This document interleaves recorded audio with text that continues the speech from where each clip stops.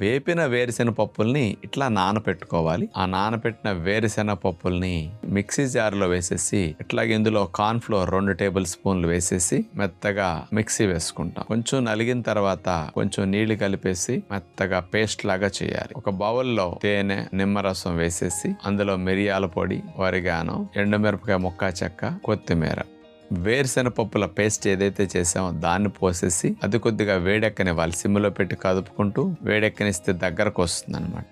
ఒక ట్రేలో మేకడ రాసేసి పోసేసి దాన్ని అలా ఉంచేస్తే చక్కగా గట్టిగా బిగిసిపోతుంది. మనకు కావాల్సినట్టుగా పన్నీర్ ముక్కలు కట్ చేసుకుంటాం. మేకడ వేసేసి అందులో ఒరిగానో, రెడ్ క్యాప్సికమ్ చీలికలు, green capsicum, yellow capsicum, tomato seedless ముక్కలు, టమోటా సాస్ వేసేసి ఇందులో నిమ్మరసం కొద్దిగా వేస్తాం. వేరుశెనగ పప్పులతో తయారు చేసిన పన్నీర్ ముక్కల్ని ఇందులో వేసేస్తాం. పైన మిరియాల పొడి చల్లేస్తాం. పీనట్ పన్నీర్ చిల్లీ చాలా బాగుంటుంది.